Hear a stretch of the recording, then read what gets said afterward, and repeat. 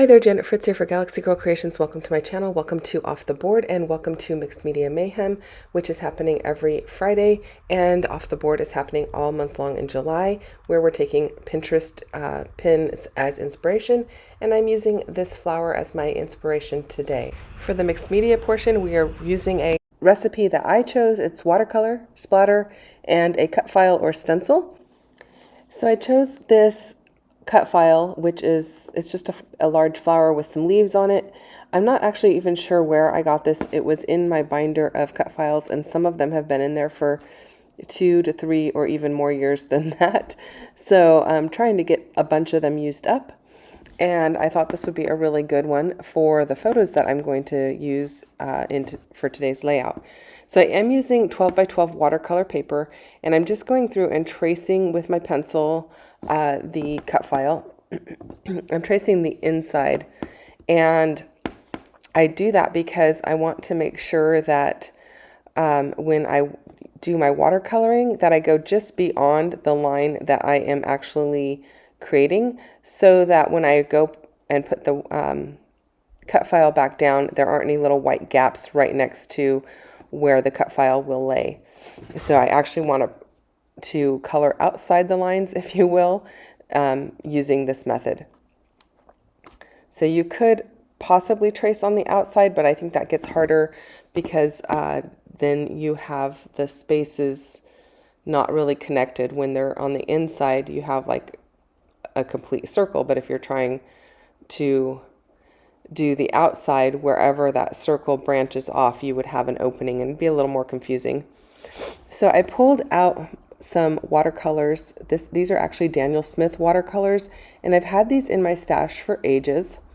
I got them at a mixed media show that I went to with a friend of mine when she had her online store, and they were part of a class giveaway. And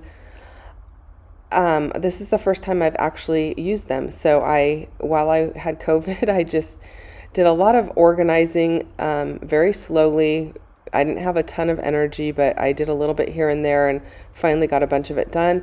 And so I had the watercolor palette that I got for Christmas last year, and it was empty. And so I took the watercolors and put them into the watercolor palette and let them dry.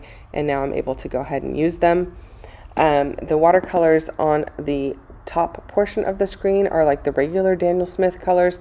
The bottom half are all made from like different gems, I guess, and they have a little bit of a shimmer to them.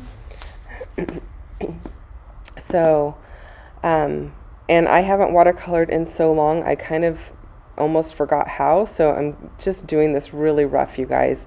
It's not taking a genius to lay down these colors. And not even using any proper techniques or anything, honestly. I will put the link, excuse me, I will put the link to the paper down below. That's something I just got on Amazon, but it is 12 by 12 size, which I really enjoy. And then I'll put the link to the rinse well, which is what I'm rinsing my brush in case you're somebody who doesn't like to get up and replace their water often. So it almost looks like a cat waterer, and you push that little blue button and it drains it to the bottom, and then you get fresh water. So that is the nice thing about it. You don't have to get up and change your water as frequently. And I got that as a Christmas gift a few years back as well. So it has come in very handy. I really enjoy it. I don't use it all the time because it takes up quite a bit of room on my desk, but I do use it when I'm going to actually do some watercolor on paper and know that I'm going to need to switch colors frequently. So both of those items are from Amazon. I'll just link it down below in case that's something that you're interested in, as well as the watercolor palette. It won't have the watercolors in it, but it will be an empty watercolor palette. I think I have the link for that too. So I'm just watercoloring these leaves. I'm using this jadeite color, and I've blended in a little bit of yellow to kind of blend them out at the end so that they've got a little more of that yellowish green, and they look a little more fresh, I guess. I don't know if fresh is the right word, but more spring-like. So I'm just going to fill those in. My photos that I'm using today are of a fairy garden that the little girls that I watch built. I had taken them to go and pick out a bunch of stuff at Hobby Lobby and at Target, and I helped them put a little fairy garden in their yard. So I have covered up their photos for privacy purposes, or their faces, but you do get to see the fairy garden. And I think it was really cute, and it was something that we did together, and we had a lot of fun. They actually bought some of those wooden houses from like the dollar section in Target and painted those, and then I sealed them all with some indoor-outdoor sealant stuff, so that when it rains it won't matter.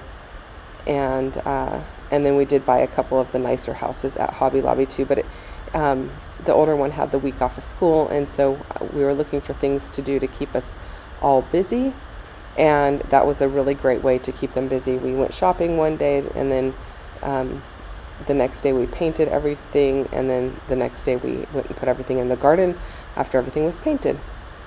So there's pretty much what that's going to look like. I didn't really need to do these little viney pieces, and I realized that after the fact. And the first one is pretty chunky, it's pretty ugly, it's going to get covered anyway, which I didn't think about because I'm actually using the cut file right on top of this, which you wouldn't necessarily have to. You could just use it as a template for your flower and the leaves, but I am going to lay the cut file down, so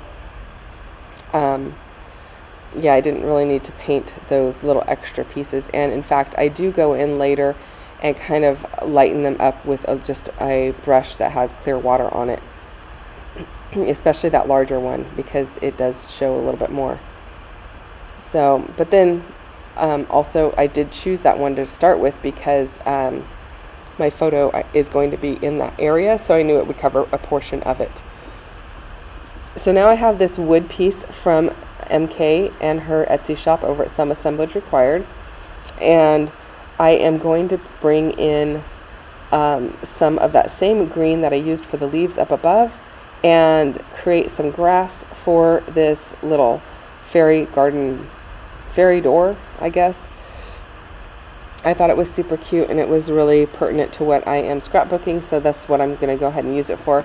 I'm using that same pink color to just create some little tiny dots, like there's little flowers in the grassy area, to bring the colors from the upper left or upper right hand corner down to the lower left hand corner. I want to kind of carry that throughout the layout, and I think it looks really cute when it's all done. I am also going to paint that fairy door as soon as I get my paper all taken care of. I'm going to set that aside and let it dry thoroughly, and while I do that, I will be painting the fairy door.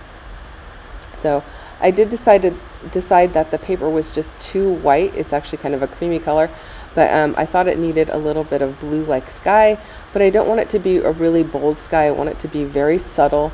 So I'm just kind of doing a little bit of a wash. It's not really a true wash because I have other colors on there, so I have to be pretty careful where I am putting the blue. And so I'm just kind of like fanning it out and from underneath the cut file and lightening it up as much as possible, just to kind of give it kind of a blue haze. And I don't need it to be full coverage. It's okay if there's some areas that are lighter than others, some areas that don't have any blue on it, that's totally okay. But I thought it looked better than just leaving it the plain watercolor paper color, which happens to be kind of a creamy color. And so as you noticed, I started from underneath where the excuse me, I'm still coughing from all the COVID stuff. I started from underneath where the little fairy house is going to reside, so that I could make sure that I wanted to use that color and that it was going to be light enough. And so that's always a good thing. Either try it on a separate sheet of paper or try it where it's going to be covered up. So I'm liking the way that looks. I am splattering a little bit more of that blue on, but it's going wet on wet so that it doesn't look like solid drops. It just looks like a little bit of a little bit more pigmentation in certain areas than others, but it's not looking like a true splatter would look when you think of mixed media splatter on a scrapbook page.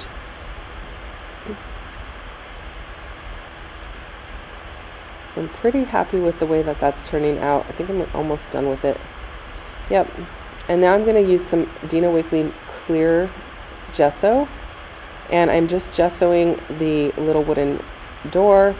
And you can color this without doing that, like with acrylic paint or paint pens or something like that, but I'm going to use watercolor, and because I'm using watercolor, it will just soak right into the wood, and then you don't get a very clear color. The color kind of gets muted and kind of blends with that brown in the background. And so by adding the gesso, it allows that watercolor to sit on top and maintain its true color. And so that is why I did that. And I wanted to make sure I used clear, not like a white, because I don't want any of those lines from the etching, the wood etching, to be covered up. I want those to still show. And you could use, like I said, a Posca pen or whatever kind of paint pen you have, or even just acrylic paint and a paintbrush. Anything would work. If you have gel pens, those might actually work as well. I have some gel pens, and they're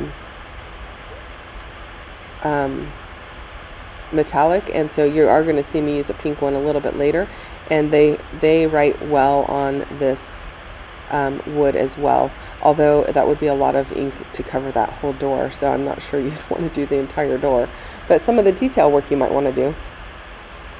So I'm just using the yellow to cover the mushroom, and then I'm going to use the red.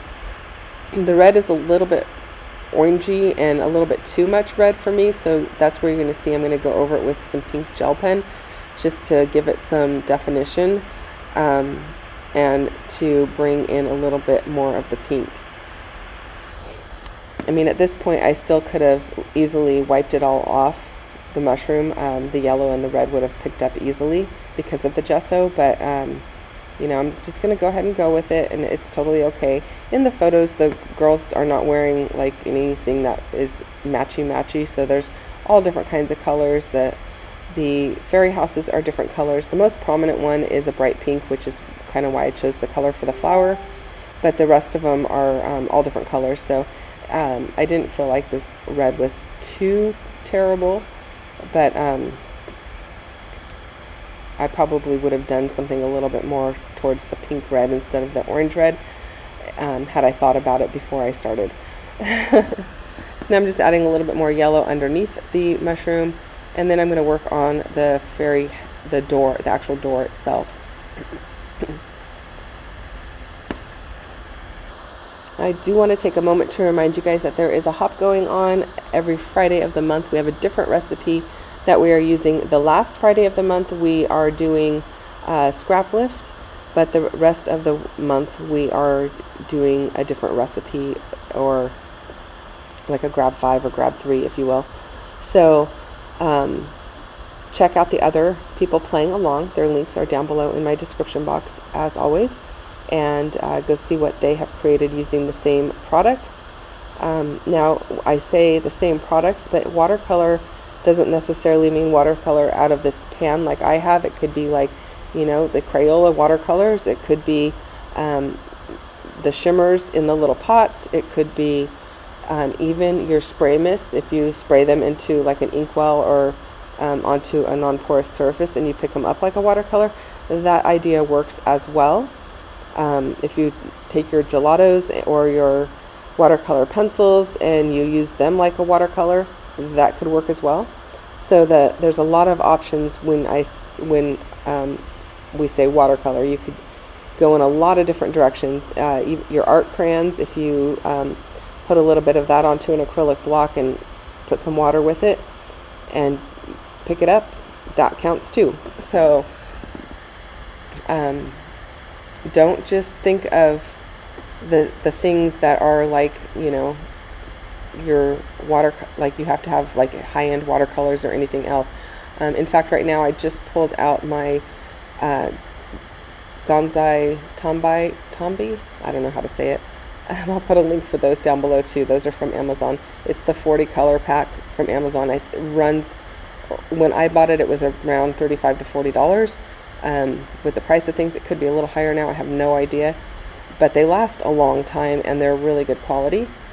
So, you know, think outside the box and use what you have. If you don't have the same thing that I have or one of the other people on the team have, that's totally okay. So the reason I pulled out this particular set is because it has a couple of metallic ones in it, and I definitely wanted to pick up some of the metallic in, like the little window here would have like that reflective property to it. So I wanted to go ahead and use that, and then the hinges on the door, I used like the copper or the brass looking one. It's like metallic as well, and my other watercolor set does not have that. So on this little sign I am writing Fairy Garden, and that is in fact going to be the title of my layout. I'm not actually putting any other title on here. I'm going to let that stand for itself. And there it is. You can see it nice up and close, and I think it looks really cute. I know it's very subtle to have the title that small, but that's okay. I don't mind that it's small. I know what it is. It's going in my scrapbook, and I think it'll be really cute.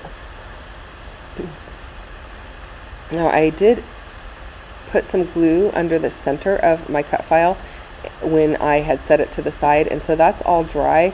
So now I can just pick up the edges and add more glue and lay it down, because it's really hard, I have found, to get it to all line up again. Because those pencil lines don't really erase all the way, and so you want to make sure you can line it up as best as possible so they're not showing. And so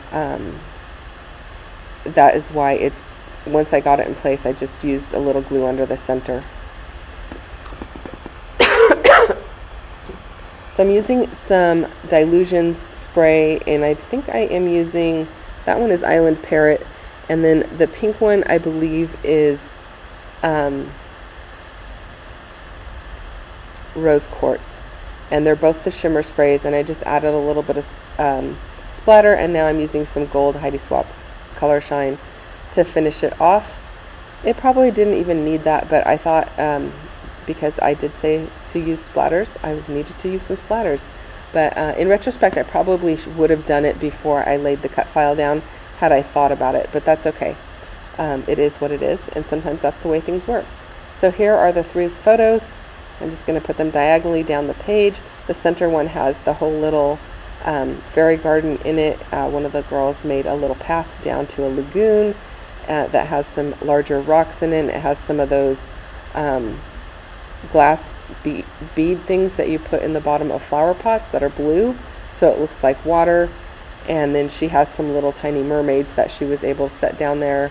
We also found a wooden shark and a wooden pirate ship at Target, so the girls painted those and put those in that area as well. So now I am using my pink metallic gel pen from Kaisercraft, and I am just doing a double sketchy line all the way around the outside. I did a bit of journaling in the center with the same pen just to bring in the same color, and I think that's pretty much it. So don't forget to check out everyone else who's playing along, you guys. Thank you so much for watching. If you have questions or comments, as always, you can leave those down below, and I will respond as quickly as I can. I appreciate your time that you've chosen to spend with me today. I am back. I won't have a video every single day for the month of July, but I will have one every couple of days. So thanks for being patient with me. Oh, there you can see the pink on the mushroom.